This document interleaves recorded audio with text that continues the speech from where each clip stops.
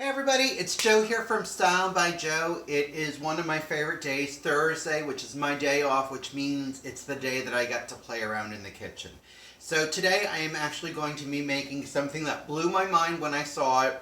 Not as much as the ravioli lasagna, which I'm going to redo because it wasn't quite cheesy enough for me, so I want to play around with a ricotta filling, and I'll redo that one for you. But today I'm going to be making a slow cooker chicken tikka masala, which is an Indian dish. It's not quite as pungent as a curry, but it still has those warm flavors. So I have a saute pan over here heating up. I'm just going to put a little bit of olive oil in there. And I'm going to backtrack a little bit on this one. I want to get the onions sauteing. So here's one large onion diced. Going to get that in there. We're also going to get, well, it called for 3 cloves of garlic. I'm actually using 4 because, well, I love garlic. So there's 1.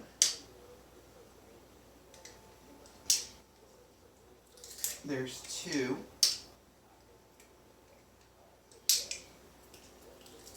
3. And 4. And I can already smell the onions starting to warm up. Do you like that? Warm up. So let's just give that a stir. And again, you don't want it too high because we don't want that garlic to burn, because burnt garlic equals bitter garlic. I'm going to turn on the lights. There we go.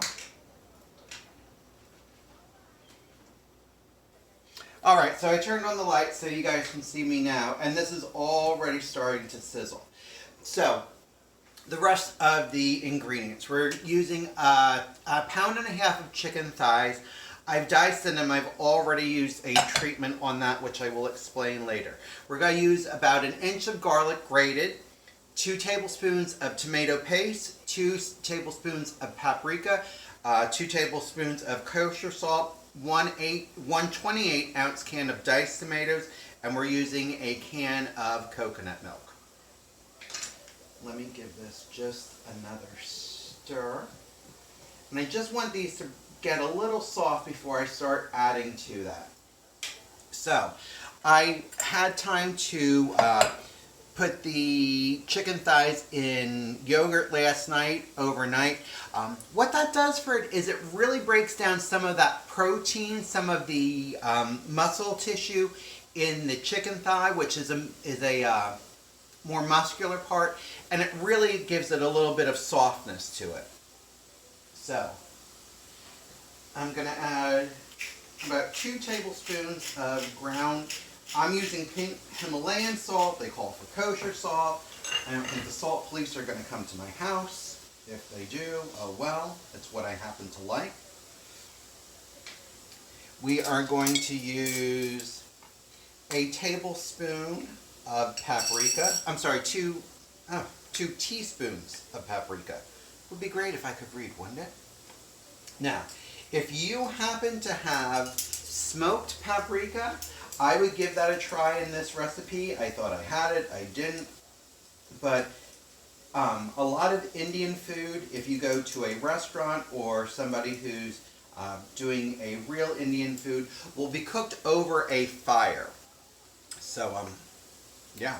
So if you use smoked paprika, it's going to give you that smoky flavor to it. I'm going to put just another quick crank of salt. Give that a stir.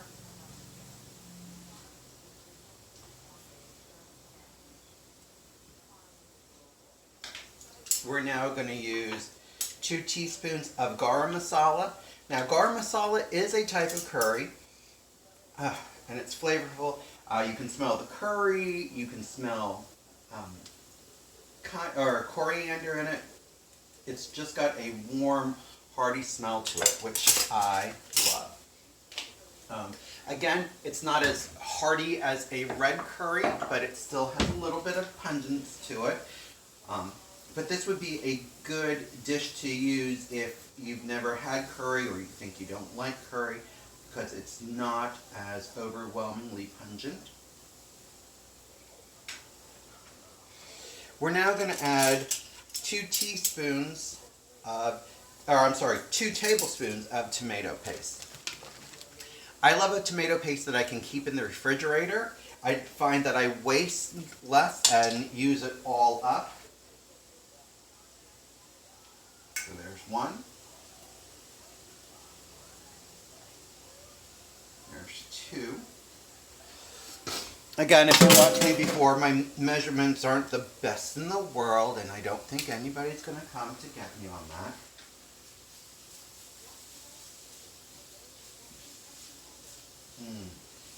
It smells so delicious already.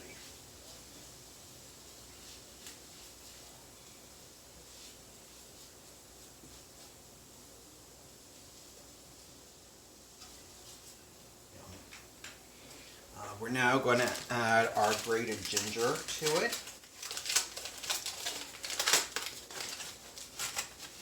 And I will probably go a little bit heavier on the ginger because, well, I like that flavor.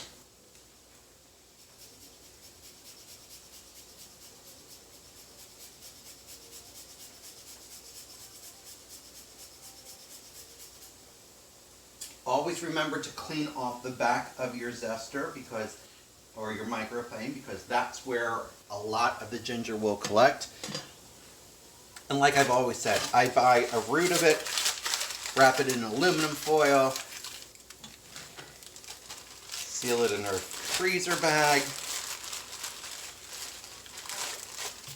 seal it in another freezer bag, and this way you're not using it. It'll stay longer in the freezer, just like the tomato paste stays longer in the refrigerator.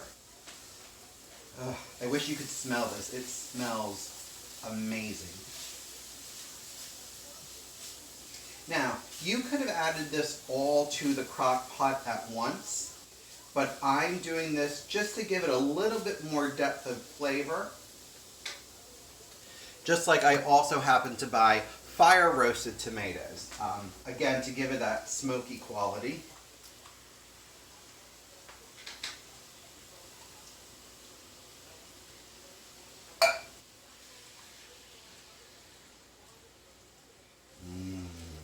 Sizzle, sizzle, sizzle, smell good, smell good, smell good, sizzle, sizzle, sizzle. Next we're going to add our coconut milk. Give it a little bit of a shake.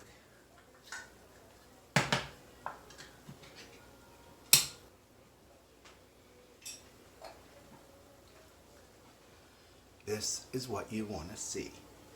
That is the fat, creamy deliciousness.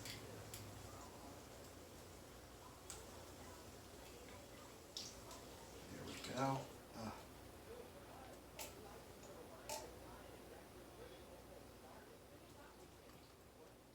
I'm just going to give this a little bit of a stir to try and break up some of that fat. Oh my God, this looks so good. I think I could eat this just like this.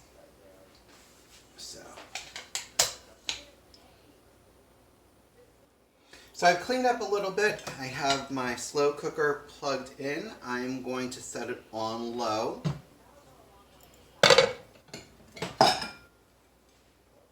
The sauce is just starting to bubble right now. All of the fat of the coconut milk has broken down, so I'm actually going to turn that off. This is 1.5 pounds of chicken thighs. Like I said, it marinated overnight. I cleaned it, so I got a lot of the sinewy fat off of there. Just shake that in. Get rid of that. Get rid of this. And then you're just going to take this sauce and carefully pour that over there. Oh my God.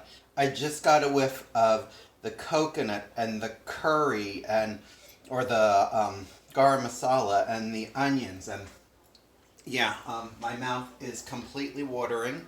So let's make sure that we get all of this goodness out of here.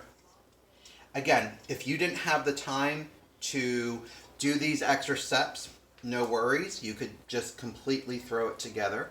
But I had time today, so why not do it? If it's going to equal more flavor, why not? So we're going to cover that. We're going to cover it on low for 8 hours. Let me double check that though to make sure that I've given you the right information, because I don't want to give that. Yep. 4 for high, 8 for low. Very good. Now, you could serve this with a jasmine rice. You could serve this with a basmati rice. I'm actually going to use instant rice. Going to put a little bit of lime zest in there, some cilantro, and do a lime cilantro rice. So, I cut up an onion. I cut up chicken thighs. I measured half a cup for the chicken thighs, threw that in the refrigerator overnight. So the refrigerator and the yogurt did the work on that. Heated up a little bit, sauteed the onions, sauteed the garlic, threw in the spices. Pan did the work on that, and now the crock pot's doing the work on this. Using an instant rice, and this is a dish that I would definitely entertain with. It's not hard, folks. Again, the cilantro lime rice, it's not hard, but it adds just another layer of flavor. I think you can do this. I'm pretty sure you can.